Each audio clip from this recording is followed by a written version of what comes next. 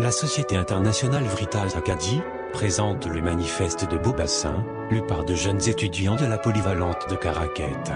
Cet événement a eu lieu le 27 octobre 2015, devant le monument de l'Odyssée acadienne, pour souligner le 260e anniversaire du génocide acadien.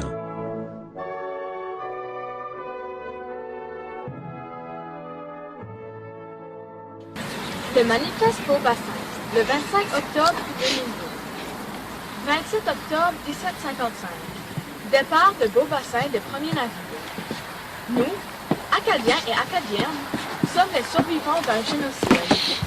Un génocide se définit comme étant la destruction systématique d'un peuple ou d'un groupe ethnique. Cette définition reflète tout à fait les événements de 1755, car l'intention des Britanniques à l'époque était bel et bien de détruire un peuple et sa culture. Les Acadiens et les Acadiennes ont été chassés, dépossédés, affamés et tués. Leurs récoltes et leurs maisons ont été brûlées et leur bétail volé ou tué. De plus, pour s'assurer de la disparition des Acadiens et Acadiennes en tant que peuple, les Britanniques ont pris soin de les répartir systématiquement en petits groupes pour les forcer à se disperser dans les 13 colonies anglo-américaines, tout en leur refusant le droit de se déplacer. Ils faisaient ainsi éclater une société basée sur la famille et forçaient l'assimilation des Acadiens et des Acadiennes aux anglophones des autres colonies britanniques du continent. À la lumière de tous ces faits, il est clair que les autorités britanniques ont été responsables d'un génocide. La moitié de notre peuple a perdu la vie en raison des conséquences directes ou indirectes de cet exil imposé par les Britanniques. Ainsi, sur une population estimée entre 15 000 à 18 000 personnes, 7 500 à 9 000 individus, en majorité les plus faibles, les enfants, ont perdu la vie. Différents facteurs expliquent ce taux élevé de décès. L'entassement des gens sur les navires, où la nourriture et l'eau étaient insuffisantes, les épidémies causées par l'insalubrité des conditions de voyage, le meurtre de sang-froid de nombreux Acadiens et Acadiennes, ainsi que l'ordre donné par Lawrence d'affamer les Acadiens et les Acadiennes cachés dans les bois. La perte de nos ancêtres a donc été immense.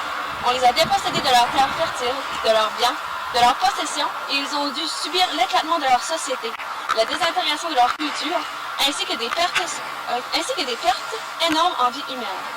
Les Britanniques se sont servis d'un terme banal en nommant ces crimes de déportation. Nous avons été complices de cette distorsion des faits en utilisant nos propres expressions dans le but d'atténuer notre tragédie, c'est-à-dire en utilisant le qualificatif de grand dérangement. De leur côté, les vainqueurs tentent de redéfinir leur propre histoire dans le but de se justifier auprès des nouvelles générations. Ils essaient également de nous contraindre, nous, les descendants des victimes, à accepter cette réécriture de l'histoire, en menaçant des plus grandes sanctions ceux qui oseraient dire la vérité. Cette menace de sanctions a été suffisante pour générer, au sein de notre peuple, un silence qui dure depuis plus de 250 ans. Jusqu'à ce jour, les écoles n'offrent qu'un récit très limité de notre histoire, et ce, par respect envers le peuple vainqueur. Ainsi, nous ne parlons pas de l'horreur d'un génocide, mais bien de déportation. Les livres les plus audacieux qualifient l'événement de nettoyage ethnique. Quel est donc l'effet de ces mensonges sur l'évolution de notre peuple? Pour nous, sous-signés, la conséquence est évidente. Nous vivons une perte de contact avec notre histoire d'avant 1755, c'est-à-dire que nous avons été forcés de nier, de façon collective, les éléments tragiques de la période allant de 1755 à 1763. Nous pouvons affirmer que le peuple acadien souffre en quelque sorte d'amnésie collective. Nous ne fêtons pas nos héros et nos héroïnes, nous ne soulignons pas les réalisations importantes que le peuple acadien a faites comme colonisateur. Nous n'insistons pas non plus sur le succès de l'alliance et de l'amitié entre le peuple Mi'kmaq et le peuple acadien, amitié qui a survécu à tous les fléaux de conquête et que seuls les actes meurtriers commis par les autorités britanniques ont pu rendre. Les Mi'kmaq et les Acadiens avaient édifié une culture née de la symbiose entre les deux peuples, culture qui se définissait en dehors de la tradition monarchiste et qui prenait place dans un contexte solidaire et égalitaire. L'image réelle de l'Acadie d'avant 1755 a malheureusement été remplacée par l'image politique des Rajoutés. Ces personnages fictifs, créés par l'oncle Penaud, confirment l'image d'un peuple tranquille. Évangéline n'est pas un récit héroïque, mais bien un récit dépeignant d'un peuple soumis et victimisé. Et c'est cette image que nous cultivons jusqu'à ce jour. Comment expliquer autrement que la seule université acadienne porte le nom de l'un des responsables les plus sanglants de la déportation, soit Robert Moncton? Pourquoi n'existe-t-il pas ce monument de monuments commémoratifs aux 7500 à 9000 morts de la déportation. Ces faits ne s'expliquent que par l'amnésie collective dont est atteint le peuple acadien. En ne reconnaissant pas l'importance de la déportation et de ses conséquences, nous ne pouvons nous approprier comme il se doit l'histoire de notre peuple. Cette conscience de notre histoire est essentielle, car sans elle, il nous est impossible de vivre notre présent et d'anticiper notre avenir. La mémoire collective du peuple acadien ne peut être retrouvée qu'à condition que les Acadiens et les Acadiennes deviennent intimement conscients de l'horreur des événements qui ont ensanglanté les côtes de l'Acadie. La perte de nos ancêtres a été immense. Ils ont été dépossédés de leurs terres fertiles, de leurs biens, de leurs possessions et ont dû subir l'éclatement de leur société, la désintégration de leur culture, ainsi que des pertes énormes en vie humaine. Pour tenter de justifier ces actions, les autorités britanniques sont allées jusqu'à prétendre que les Acadiens avaient refusé de prêter serment d'allégeance à la couronne. La lecture des documents de l'époque démontre en fait que cela n'était pas qu'un prétexte à la déportation. Dans un premier temps, le peuple acadien avait déjà pris serment d'allégeance. D'autre part, Lawrence avait clairement indiqué son désir de déporter les Acadiens dans une lettre datée du 9 août 1755. Il affirme « I will propose to them the oath of allegiance a last time. If they refuse, we will have in that refusal a pretext to expulsion. If they accept, I will refuse them the oath by applying to them the decree which prohibits from taking the oath all persons who have once refused to take it. In both cases, I shall deport them. Les raisons qui expliquent la déportation sont multiples et complexes. Mais deux motifs clairs sont invoqués par les Britanniques pour justifier la déportation. Tout d'abord, la correspondance de Lawrence démontre explicitement que la déportation a été une mesure prise contre un peuple que les Britanniques voyaient comme une dangereuse menace à la sécurité du territoire de la Nouvelle-Écosse, du fait de l'alliance du peuple acadien avec les Mi'kmaq, sa proximité avec le Canada et ses liens étroits avec la France. Un autre motif des Britanniques pour déporter le peuple acadien a été l'appropriation illégale des terres fertiles que possédaient nos ancêtres. Si nous réussissons à les expulser, cet endroit sera le plus grand qu'aient accompli les Anglais en Amérique, car au dire de tous, dans la partie de la province que ces Français habitent, se trouvent les meilleures terres du monde. Nous pourrions ensuite mettre à leur place des bons fermiers anglais, et nous verrions bientôt une abondance de produits agricoles dans cette province.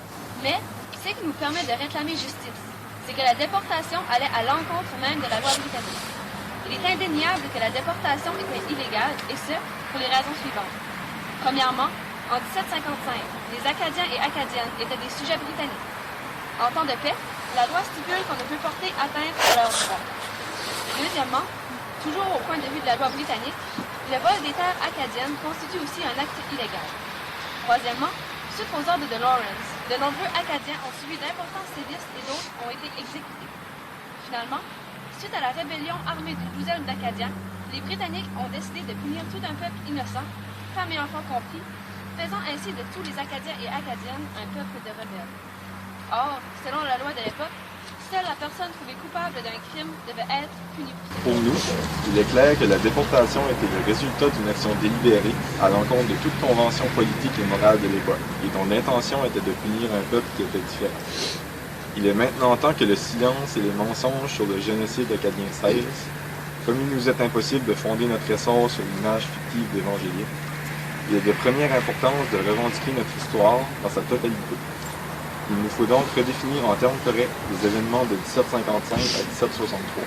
Il faut reconnaître que le peuple acadien a été victime d'un crime contre l'humanité et reconnaître en conséquence la culpabilité des responsables de la déportation, tout en prenant conscience des pertes culturelles, matérielles et humaines que nos ancêtres ont subies. Depuis 1960, l'Acadie a connu un essor économique et culturel et a vu la reconnaissance de ses droits linguistiques par l'État canadien. L'essor du peuple acadien s'est accompagné du développement de relations entre Acadiens, Acadiennes et anglophones. Ces relations se veulent dorénavant égalitaires et se fondent sur la reconnaissance des richesses et de leurs contributions réciproques. S'agirait-il alors, comme le proposent certains, de cultiver ces relations en faisant abstraction de la déportation, il est évident qu'adopter une telle voie, c'est opter pour des relations sans conflit.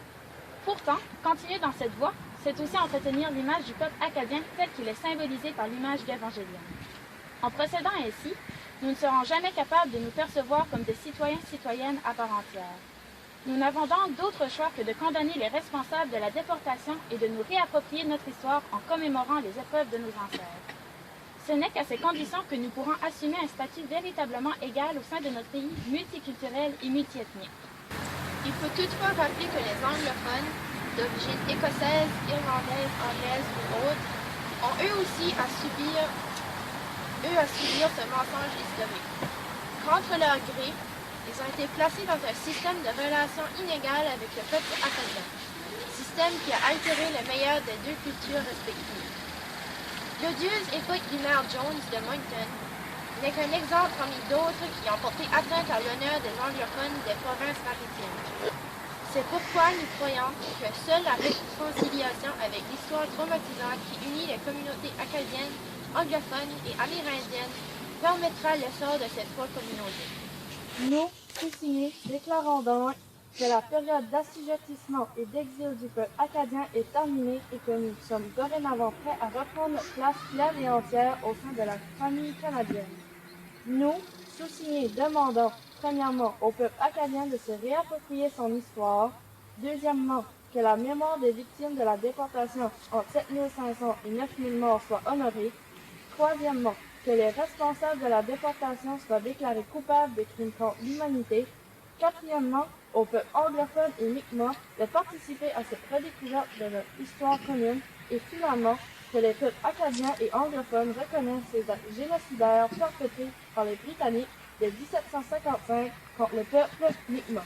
Les signataires de ce manifeste sont Marie-Claire Dugas, Charles Emery, Isabelle Dugas, Donatien Godet et Mario Toussaint.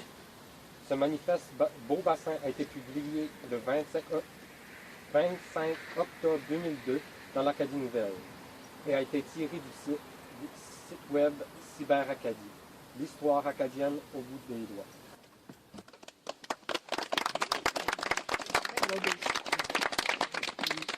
Merci aux représentants de l'école La Polyvalente de Caraquet. Un souvenir indélébile pour nous et pour vous. J'espère que vous pourrez enseigner cela à vos enfants. La vérité telle qu'elle est arrivée et pas nécessairement telle qu'on l'enseigne dans l'histoire officielle.